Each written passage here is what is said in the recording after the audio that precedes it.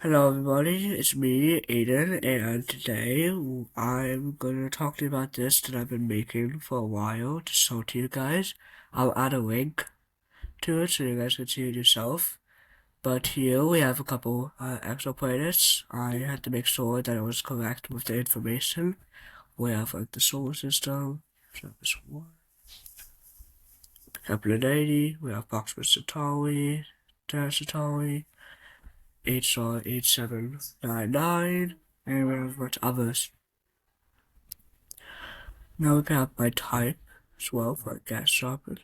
I had Jupiter, Iron, Lava World, Mini Neptune, also World Rock, and Super Earth. But those are still being discovered. So that's all because it's still being worked on. But let's head to the discoveries. Now I'm gonna move this.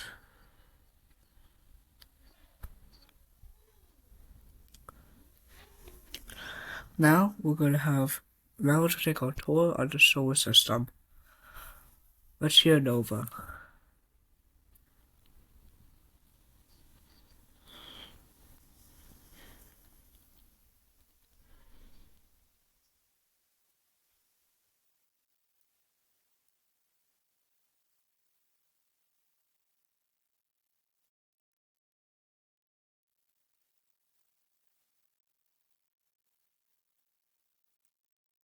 Okay, let's move on to the next one.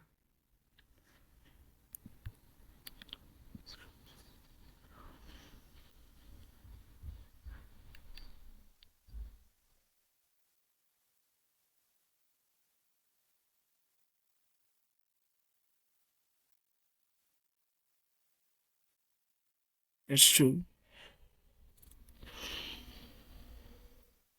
That's true.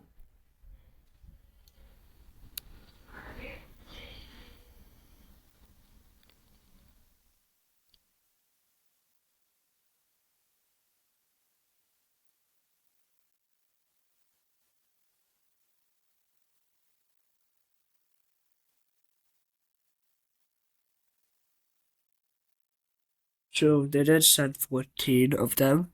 Only a couple were able to make it, but that's what mostly happened. But they were able to get a lot of information, a ton, but not as much as like other planets that we know about, like Mars, for example.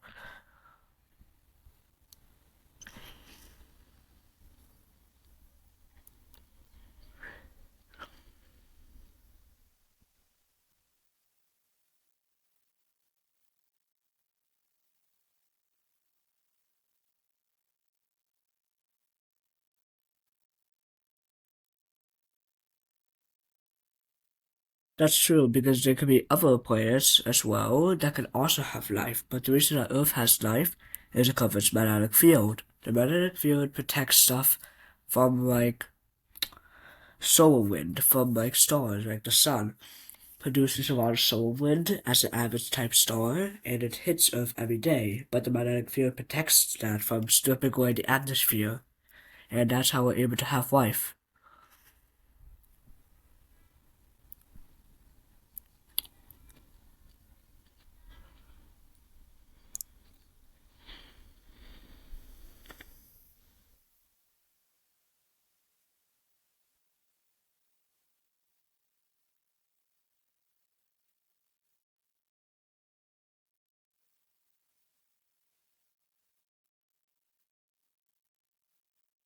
True, that's what I was saying about why some planets don't have life, like Mars, for example, even though it's still in the habitable zone.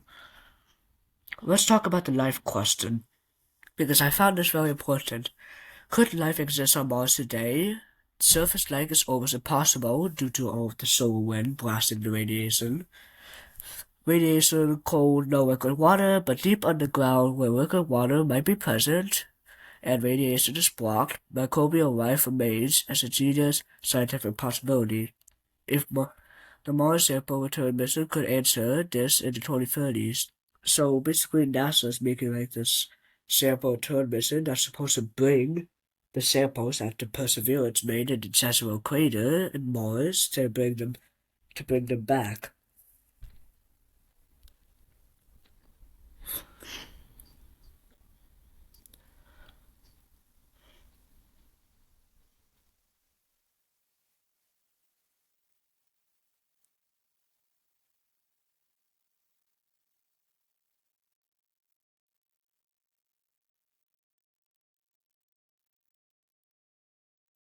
true. But the asteroid belt is built. The asteroid belt. Some people believe that the asteroid belt formed by a big planet, when maybe like a rocket planet like Earth, and maybe got destroyed into a bunch of pieces. But also, there are some asteroids that have moons and orbit around them, but not the same way that our moons work. Like,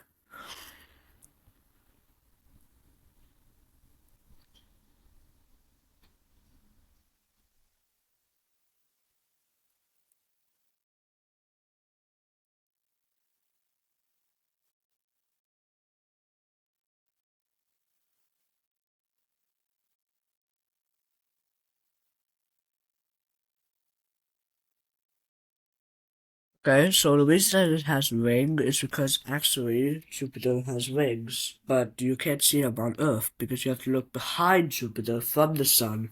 This was found when Voyager 2 was orbiting around Jupiter, trying to figure out some things about it. We're not talking about Europa. Or we're gonna talk about Europa, but actually, sorry. Yeah, let's talk about Europa.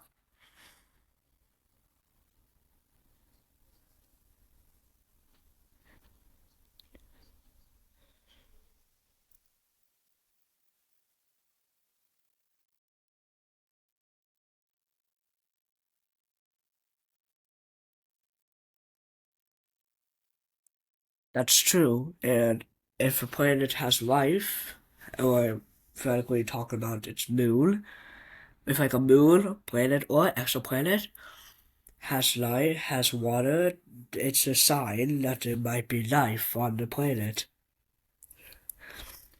Life question. Could life exist on Europa? This is one of the most serious questions in astronomy is in astrobiology. If Europa's ocean has hypothetical vents on the seafloor, it has liquid water, heat, and minerals. These are ingredients that give rise to Earth, life on Earth. Many scientists consider Europa the best for finding existential life in our solar system. Okay, let's talk about let's talk about Saturn.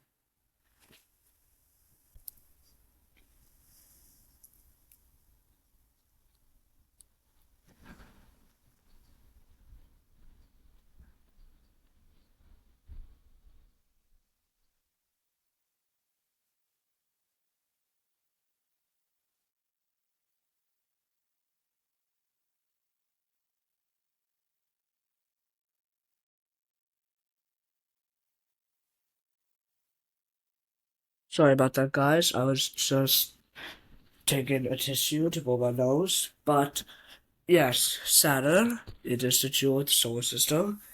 It has water, but this water is formed from small particles because Saturn is far away from the sun. This is able to happen, and the sun can't like destroy these type of things, and it causes there to have water around it, which is basically like ice, like not like actually, but it can move around Saturn, and it's very visible because there's a lot of them. And yes, it's able to float because a gas giant doesn't have very like strong materials like Earth does. So that means it's able to light. It's able to be very light, and it's pretty big. But it's also very small because of how much materials that it has. Because it doesn't have too much materials.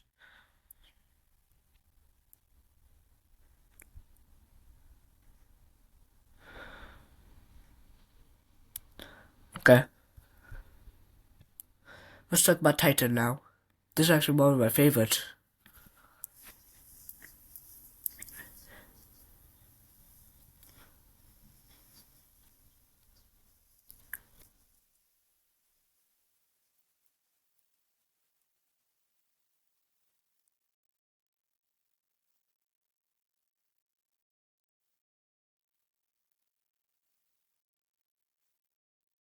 That's true, and one reason. So, actually, when the Cassini spacecraft was being launched, they decided to put a vehicle. It was kind of like a vehicle, but not really like one. It was like a, how do I explain it? It was like a ball, let's say. I don't know the shape of it, but it's like, but let's pretend it was like a ball.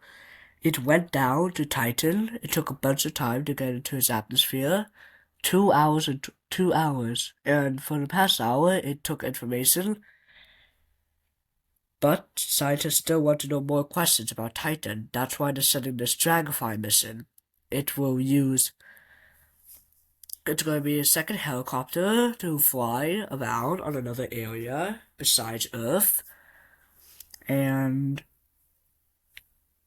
yeah, that's mostly what it's going to do. But it's also going to try to find stuff about like life, for example, because we all been trying to answer the question: or is Earth the only planet in the solar system that has life, or is there other celestial bodies like exoplanets? Because so far there's 6,100 exoplanets, and yet none of them have life so far. But the solar system is the best shot because we're able to send robots here. We'll need a wormhole if we want to bring if we want to go to exoplanets because they're really far away.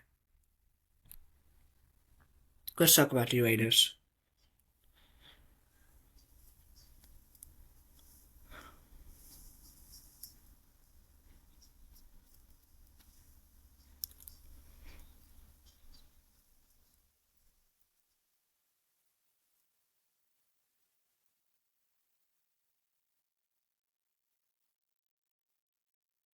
Yep. So Neptune. So basically, Uranus is actually the coldest planet because, unlike Uranus, Neptune is able to heat itself up. But I'll talk more about that when we get to Neptune. Anyways, on to Neptune now.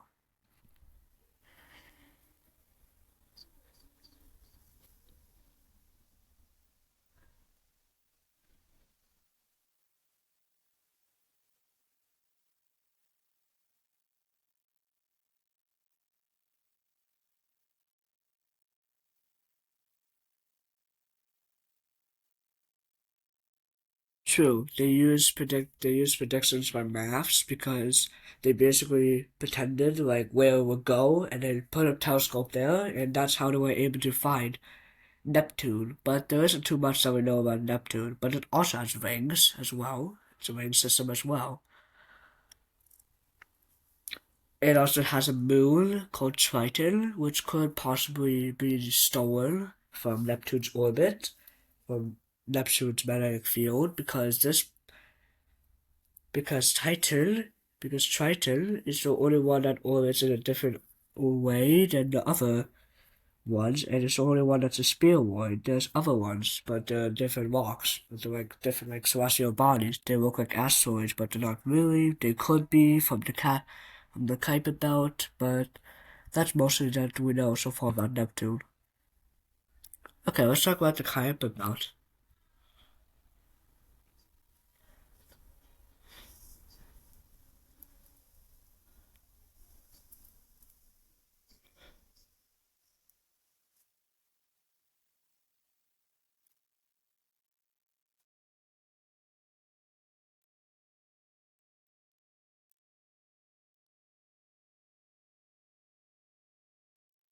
That's true. That's true. That's true. They have been trying to find places that there could be life on, and this is the best that they have with like exoplanets and stuff like that. So I'm not gonna go through all of these because that's gonna take way too long for a video, but I'm gonna talk about the Mars and where some of the vanilla emissions went, and that's how we move on to the next one. Okay, so here we have a couple places. Let's look. Olympus Mons, it's the tallest volcano in the solar system. It could erupt, who knows? It might. But these are some places that was sent to here in the South Pole. Here in this in the South Pole, they tried to send a lander there, but it sadly failed, which is a big bummer because we could have knew more about like how this water is still alive or something like that. I believe that this says okay. No, this says the Jezero crater. This is where the Perseverance landed. And the reason I landed there was because they used Earth as a guide, and whether is there like an old like riverbed that could possibly be signs for like dead life, like life that's existed in the past, because that's what we're trying to find out with. That's what Perseverance is trying to find out with this, with the crater. Here we have, no, Olympus Mons. There's actually Mars has a couple of volcanoes, Cerritos, like Cerritos for Mars, but I want to talk mostly about Alba Mons. Alba Mons, the widest volcano. It's the widest, but we don't know too much about it. But we mostly know that it's there. It's kind of close to the pole. But basically, let's pretend that the equator's here. Where places where the equator is, the sunlight's able to hit directly there. But sadly, there's no water to transfer that heat around the area, so it would have to rely on the sun. But with no atmosphere, the heat escapes very quickly. That's why Mars is so cold every day. But but there's like volcanoes, canyons, bases, landing sites. The landing sites, we have the polars, we have the plains, and we have the highlands. Let's talk about the Venus and Venera. But let me first show you. This is one of the places that the rover. These are some of the things that the rover has. I'm not going to talk about all of them because I'm not going to talk about it because it's going to take very long. But I'll talk about the RTG and the robotic arm. Basically, the RTG takes like,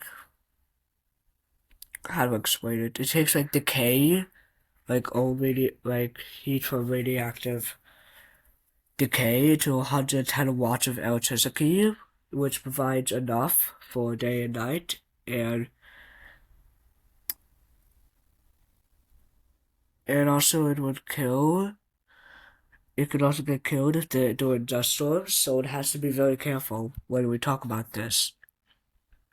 This is the robotic arm. Basically, it collects samples, and it will be sent back to Earth, and the Mars sample returns somewhere in the 2030s. Well, we're not sure because it could get delayed.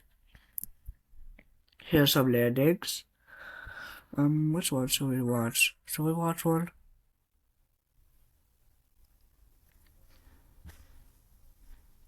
Let's watch this.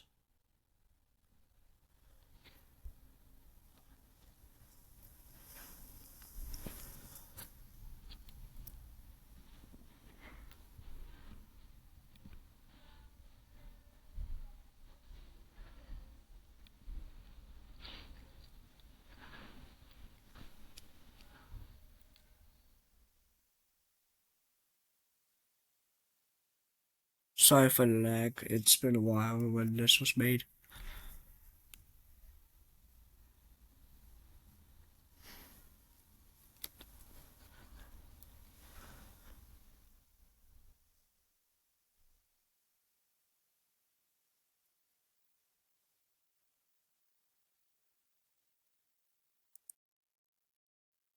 Sorry guys, this is lagging a bit too much. Let's skip a bit. Let me show you the touchdown on how the touchdown works. So here's the heat shield. So it'll use the fire rosters to make sure to land it to the right rating target. Now it's going to get through the atmosphere, but because it's very thin, it's able to burn objects up. Like this. Sorry for the lag, it's been a while when this was made.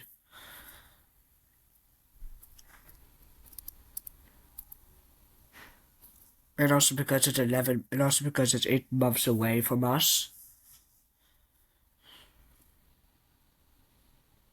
Now it's entering atmosphere.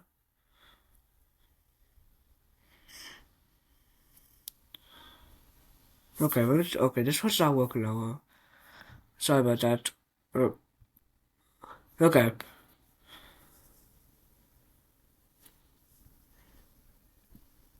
Okay. So now, we've got to heat shield separation. We're preparing ourselves for the heat shield separation. But that was heat shield separation. No, it's not. That was the parachute, okay. Okay, that was heat shield. Yes.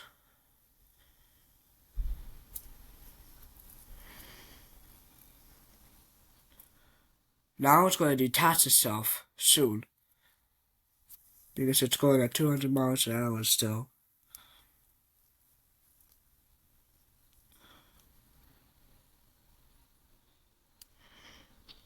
Yep. This is the rocket. It's supposed to help it to move easily. Now it's going to roll it down a bit so it doesn't burn up.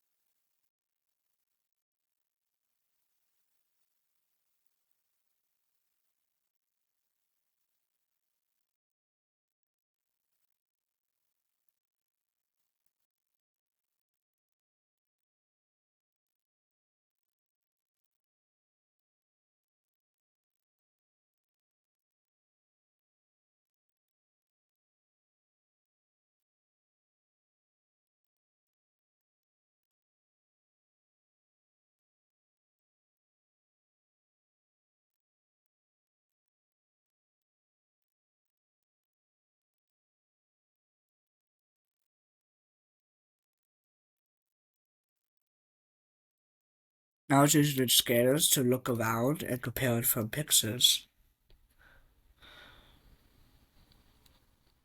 It's a safety precaution that it needs to do to check to make sure that it's raining in the right area. Now it's dropping itself by a bit, like this.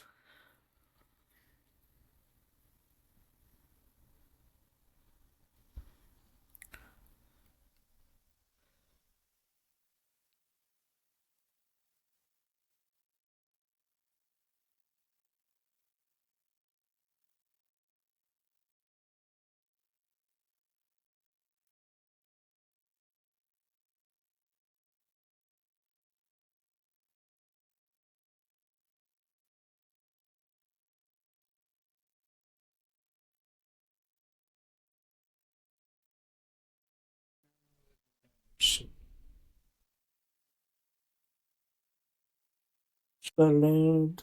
So this is the Curiosity, it's not the Perseverance, that's why. Then after that, it's going to cut the strings off and after it's going to fly by. Like that. That's all we need to see for now. Sorry about all that lagging, I never expected something to lag that bad. But we also have the Perseverance landing, and we also have this one as well, which was for the Insight. Well, I'm not going to show everything, you can see them all when I put it in the link. It's going to be in the description. This is the Venus. This is where these are where all of the vanilla places landed, like vanilla 7, vanilla 8, the 14, 6, 5, 10, 12, and 13. And also, well, it's no longer a country anymore, but it was actually made from the Soviet Union. But you can think of the Soviet Union as the Russians. But the Soviet Union, was able to land only a couple of them. These were the only ones that landed. The 13, 7, 8, 14, 9, 11, 10, and 12. The reason that those were the only ones to land was because Venus is hot. It is crazy there. It is so blasted up. And it was really hard, but they were able to get tons of information very easily. Okay. So that's all I'm going to talk about for this one. Now let's move on to another. Now let's move on to.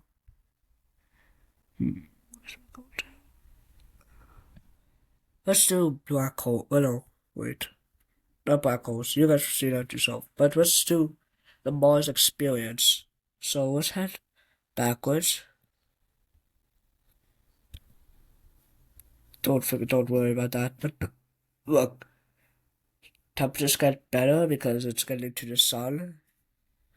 It barely gets it barely gets 1 degree because of Mars can't hold its atmosphere. Yeah, but not the atmosphere, but Mars can't hold the heat. Its atmosphere is too thin to hold the heat.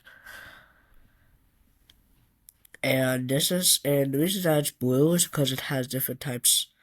Look, noon, and once it hits 6 p.m., starts going down, sunset turns blue, and then that happens. The reason that it turns blue is because Mars has a lot of carbon dioxide and barely any oxygen in its atmosphere and some nitrogen, and all that combined could make blue, and that causes the sunset to happen like blue. And to basically pretend like this is 3 p.m. That's a bit broken, but I have a 3 p.m. at local time.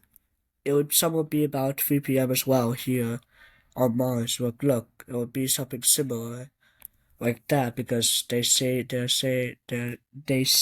similar orbits. They say similar like days, Mars and Earth, so we can compare them easily. But this is the Phobos eclipse. This is what happens. They're not actually like spheroid. They're not actually spheroid. Like look, this is like how it happens. But they're not spheroid. I just made them spheroid because it's not possible to make them into that type of rocket shape. But the reason that this one's smaller is because it's far away, and it's also it's one of Mars' smaller moons. That's why. And they're really small. Here's the data. The hardest I've ever recorded was 30, which is really surprising for a planet that isn't able to hold the heat in that much. And like I said, the Sol is just 37 minutes longer than Earth. Here versus Mars, as you can see, you guys can read this later because this video is going to be very long now. But let's continue with outer black holes that are that Antilite. Then I'll end it there. So we have a bunch of voices. Don't worry about that. That's just a speaker that I added in case people get lost. But this is a very massive black hole.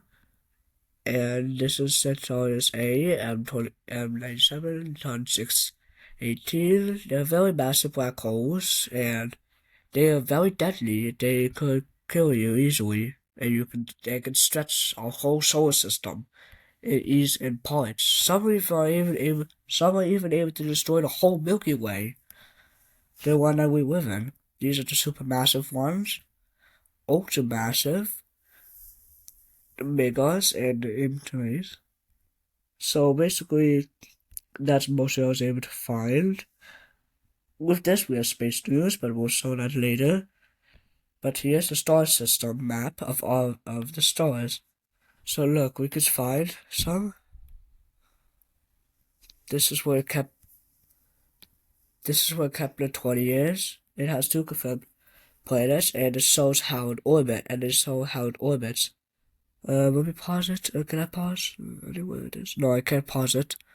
But look, there's Kepler 90e, but it's uninhabitable. Don't worry about that. I don't know why it keeps doing that, but that's basically what happens to it. So this is like a star system. You can top star, and you can see.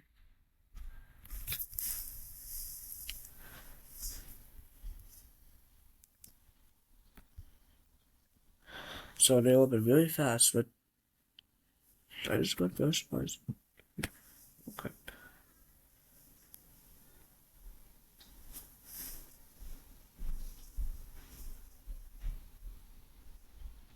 Also, there was a bunch more. There were a bunch of stars around us every day in the Milky Way, but I'm surprised they're all able to do that. This might not be real. I'm not sure if they have the same orbit because they might supposed to collide with each other if that's true. Who knows? Okay, so this is the nova where you can meet. This is where you can help.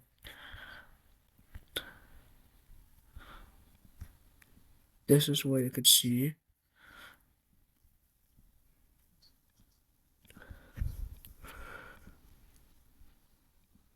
So you see that these are all the things that I added, and you will be able to see them soon. And that's basically all that I showed. I'm not going to show more about them because that would take really long. So yeah, you guys can explore it soon. I'll add a description for it soon. But I hope you all enjoy, and thank you, and have a good day. Link in the description, just so you know. And thank you everybody for helping us get 5 subscribers. I'm really grateful for that. Bye.